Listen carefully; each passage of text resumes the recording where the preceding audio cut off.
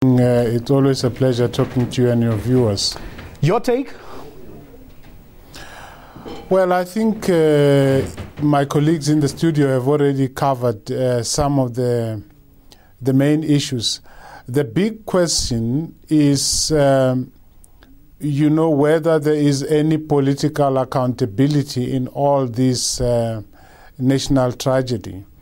And from the highlights that the president gave us, it seems that there is no real political culprit, that the highest we are going to go is the Commissioner of Police. Now, that, of course, is not to be scoffed at. I think it is quite a massive thing for a commission to find that there is reason to be concerned about the conduct of Commissioner of Police at national level, but also at regional level. I think it is a big thing, and I'm not about to underestimate that. Even the findings against the police in and of themselves, the fact that there's referral for further investigation as to criminal liability, that again is big. But I think there is a deafening silence on political accountability in this case. I think that you have the police and lawmen being, as it were, the fall guys, in inverted commas, and a deafening silence as far as the political aspect is it. I mean, the president does say that ministers affected should study this further and advise him, but that's very soft. Study what and advise him how? So it seems to me that that's going to be the big issue. Well, let's bring in my colleague Nozindombi Mia, who was sitting through that commission for all those a couple of years. Finally, it's all come to the end. About 18 months worth of commission hearings. It's quite anticlimactic, I must tell you, Vuyo. Just hearing some of the recommendations, the issue around the police, the fact that the president saying that the recommendation should be that police should review their tactics on how they deal with certain, crowd gathering issues. There should be retraining of the police. I mean, these are, to a large extent, by and by. The recommendations that have come out are not particularly shocking or surprising. It's what we were anticipating.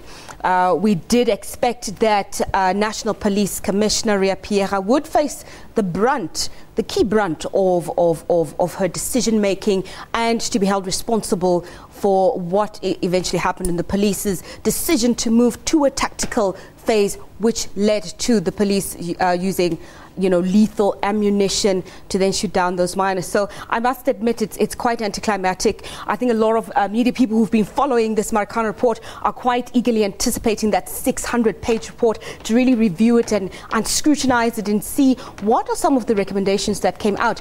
Another observation which I thought was quite interesting was the Commission's recommendation on lawmen, and basically finding that had lawmen acted in a manner in which was safe, fair, and nipped this growing voice of dissent in the bud, we wouldn't be here. Prof, what's your take on that? Speaking of lawmen, and given that the deputy president was a director of lawmen at the time, do you think, even though he has been exonerated, that the findings against lawmen will, in some way or the other, in one way or the other, spread to him as well, at least by implication? Well, I mean, certainly, because at that time he was an important player inside of lawmen, quite a big shareholder. So any finding that is adverse to lawmen implicates him. There is, of course, something else that there is deafening silence about. I mean, the president has spoken about how horrendous, how unfortunate, how shocking, how this thing has no place in a democracy, and so on. But very little really directed at the victims' families and the victims themselves in terms of what recourse is open to them. I suppose there's caution there given legal liabilities that might be pursued by the lawyers. But I thought that at the heart of what we're talking about here is also the question of the families. What about them? What did the commission say about them? And one mustn't, of course, jump to conclusions because we haven't yet read the entire report. Yeah. I want us to turn our attention, if we can, to Nozindombe, to AMCU and the NUM.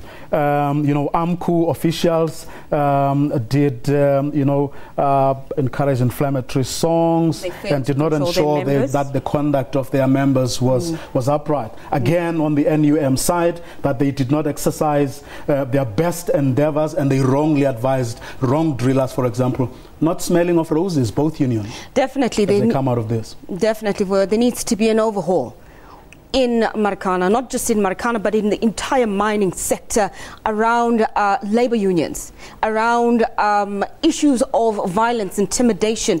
The fact that Joseph Mathunjo was ultimately exonerated does not mean that his members did not act in a manner that was non-violent, that was peaceful, that was, a manner in which they should have conducted themselves in. But as well, bearing the brunt of it was the NUM. It's spot on exactly what what the recommendations are. The NUM missed the ball on this one. They did not sufficiently protect their members. They encouraged their members to keep on going to work when they knew fully well that the situation on the ground was extremely volatile. So the recommendations coming out from AMCU and NUM, I don't think are quite as punitive as they should be. There should be more done. There should be a conversation that's open about our labor space, about our union space. How is AMCU going about getting more members? How is the NUM? They've lost such a large number of membership, specifically in Marikana. They're down to less than 10%, 15% representativity in Marikana. That tells you a lot. It tells you that they're not doing their mandate as a labor union. They are not representing their members. They're not speaking to their members. What is AMCU doing right and wrong? We need to open that debate. Prof, if I may come back to you, Ria Piecha, the National Police Commissioner, there's already a cloud hanging over her head. I suppose this episode is not going to make life any easier for her, isn't it? Yeah, I think she's on her way out. The president has said that he has informed her of this finding, but stopped short of telling us what next. My own sense is that she's probably on her way out. And insofar as the finding is against her, not as an individual, but in fact her action as police commissioner, as far as this incident, this tragic incident is concerned, I think it is probably fair. But as I said earlier, I do think that there were political issues around her action that I think unfortunately have not been addressed, perhaps addressed in the 600 pages that we are talking about. The Minister of Police, to whom she reports and with whom she works, is coming scot-free, as it were, out of this episode, and I don't know how helpful that is. Yet, I think that a police commissioner, national police commissioner, is a big fish. And for this commission to have gone as far as they have gone with her, I think it is quite an important statement. Prof, if I may just add very, very briefly, the issue of a public accountability and truth-telling, but also the issue of the staffing and the resourcing of the IPID, which the president said must be reviewed. Read together with what is most likely going to happen, if I take your word for it, to the National Police Commissioner. What does that tell us about the criminal justice system and the issues that have been out there in the public over the past couple of years? I think the South African police should hang their heads in shame, at least on this matter. If you listened carefully to the president, he was basically saying the commission found the police leadership to have lied and misinformed the commission and not told the full truth a few times. I mean, that is very serious indictment on the conduct of the police. Okay. And I don't know that the only problem at IPID is resources, because you would get that impression that the only problem is resources.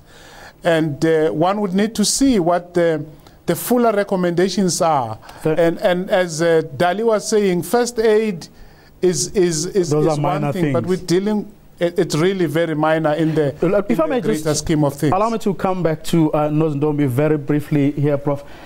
I mean, both lawyers saying this is not the end of this matter. What can you predict the next step? What do you think is going to happen next? Undoubtedly, they certainly are going to be going to the High Courts to deal with the issue of the culpability.